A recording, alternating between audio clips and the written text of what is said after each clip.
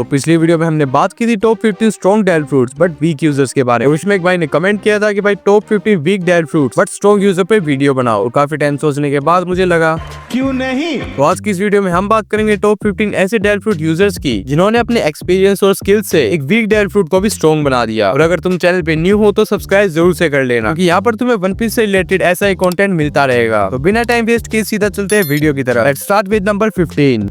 Number 15 पर है काकू, जिसके पास उशी उशी नोमी मॉडल जिराफ है, जो उसे एक जिराफ में ट्रांसफॉर्म होने की एबिलिटी देता है। और ये फ्रूट एक ज़ोन टाइप है। पहली नजर भी ये डेयर फ्रूट उतना कुछ यूजफुल नहीं लगता, क्योंकि एक जिराफ की नॉर्मल एबिलिटीज फाइट्स के लिए उतनी सुटेबल नहीं होती। लंबी नेक और एक बड़ा सा बॉडी स्ट्रक्चर उसके लिए डिसएडवांटेज भी हो सकता है, क्योंकि वो एनिमीज के लिए एक इजी टारगेट बन सकता है। बट काकू एक काफी स्किल्ड CP0 एजेंट है, जिसके पास ऑर्नामेंट हाकी भी है। बट लोग उसे इसलिए अंडर एस्टिमेट करते हैं क्योंकि वो जोरो से दो बार हार चुका है।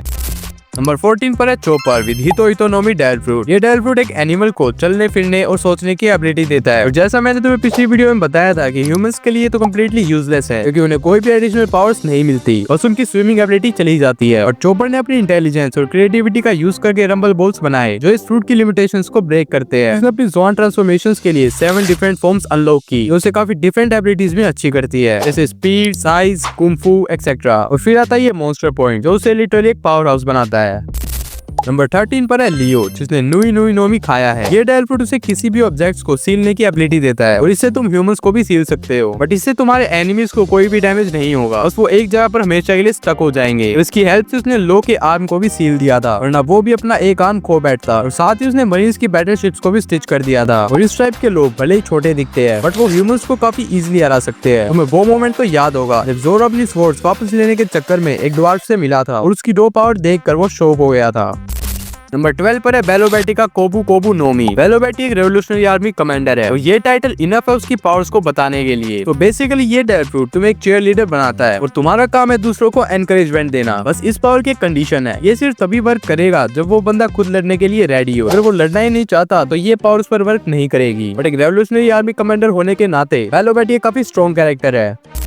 नंबर 11 पर है कांजूरो का फुडे नोमी। इस डेयर फ्रूट की हेल्प से तुम जो भी ड्राइंग्स बनाओगे वो जिंदा हो जाएगी। बट कांजूरो ने पहले इसका ठीक से यूज नहीं किया, जहाँ वो कुछ ऐसी ड्राइंग्स बनाता था। और जब उसने स्मार्टली इसकी पावर्स का यूज करना स्टार्ट किया, तो उसने ओडन की भी ऐसी ड्राइंग बनाई जिसे देखकर आकाश 9 तक कंफ्यूज हो गए। तो बेसिकली ये डेयर फ्रूट तुमसे स्किल्स मांगता है, बट अगर तुम्हारी ड्राइंग स्किल्स लूफी जैसी है तो भाई तुम तो गए, क्योंकि बेकार ड्राइंग्स बिल्कुल भी पावरफुल नहीं होती, बल्कि वो तुम्हारे लिए ही परेशानी खड़ी कर सकती है। तो तुम मिड फाइट में ड्राइंग बनाने तो बैठोगे नहीं। नंबर 10 पर है इवानकोव का होरू नोमी। ये डेयर फ्रूट अटैक्स के लिए उतना यूजफुल नहीं है, क्योंकि इसका काम है हार्मोन्स को कंट्रोल करना। इससे इवानकोव किसी के भी जेंडर, लुक्स और हेयर्स को चेंज कर सकती है। और इम्पल डाउन में जब मजेले ने लूफी को लगभग मार ही दिया था, तब इवानकोव ने अपनी डेयर फ्रूट पावर्स का यूज करके उसे सेव किया, वरना तो लूफी मारा जाता। प्लस उसने उसमें एनर्जी हार्मोन्स भी डाले, जिससे लूफी फाइट कर पाया। साथ ही वो खुद में भी हार्मोन्स डालकर जायंट फेस बना सकती है। बट इससे तुम्हारा लाइफ स्पैन भी काफी कम हो जाता है। लूफी की सर्जरी के बाद उसकी लाइफ में से 10 ईयर्स कम हो चुके हैं।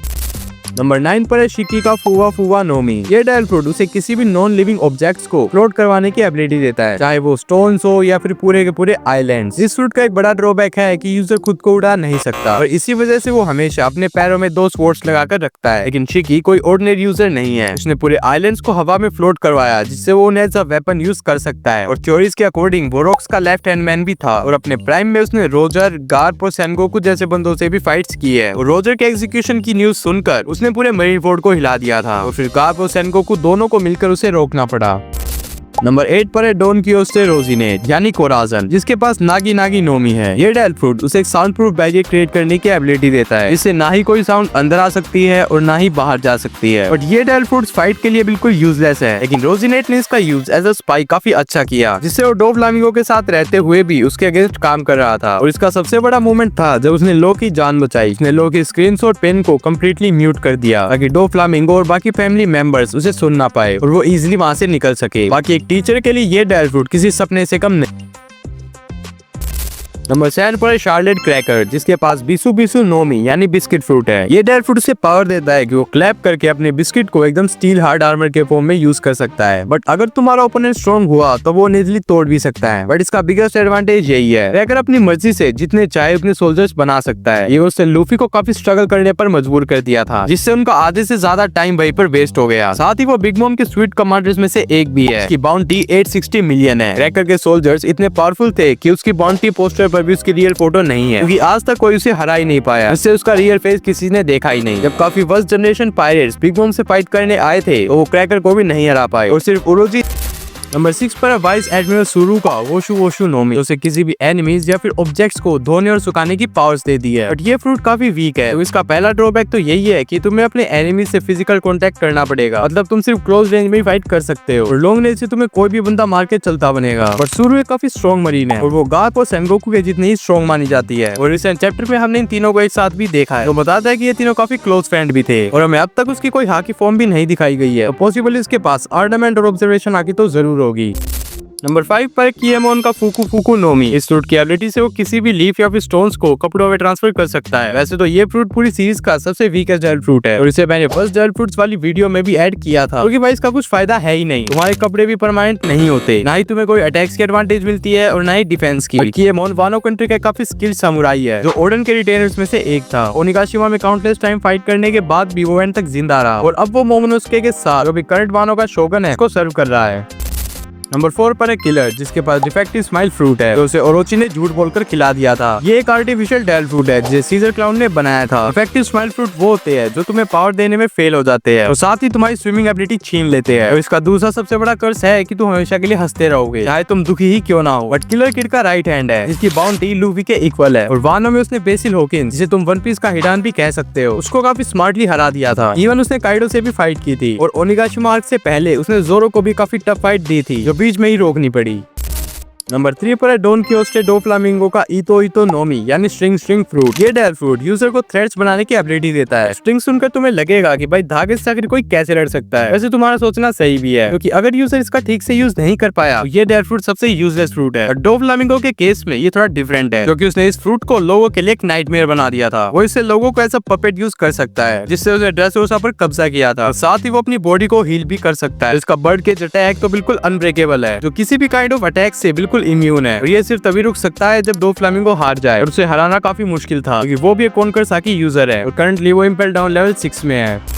नंबर 2 पर है शार्लेट कातागुरी, जिसके पास मोची मोची नोमी है। ये एक पैरामीशर टाइप डेल फ्रूट है जो यूजर को मोची क्रिएट और कंट्रोल करने की पावर देता है। अगर देखा जाए तो ये फ्रूट फूड बेस्ड है, फाइट्स में उतना यूजफुल नहीं हो पाता अनलेस इसका यूजर कातागुरी है। कातागुरी एक हाकी स्पेशलिस्ट बंदा है कि ऑर्नामेंट, ऑब्जर्वेशन और कॉन्कर हाकी तीनों लूफी से ज्यादा सुपीरियर थी। प्लस वो फ्यूचर साइट एबिलिटी भी यूज कर सकता है। इससे वो एक पैरामीशर डेल फ्रूट को लोगिया की तरह यूज करता है और वो तीनों स्वीट कमांडर्स में से सबसे ज्यादा पावरफुल है। इसकी बाउंटी 1 बिलियन से भी ज्यादा है। उसने लूफी को भी उसकी लाइफ की मोस्ट टफेस्ट बैटल दी थी, क्योंकि फर्स्ट कमांडर से हमेशा जोरो फाइट करता है, लेकिन कातागुरी एक लौता ऐसा कमांडर था जिसने लूफी से फाइट की और उसे नियरली हरा ही दिया था।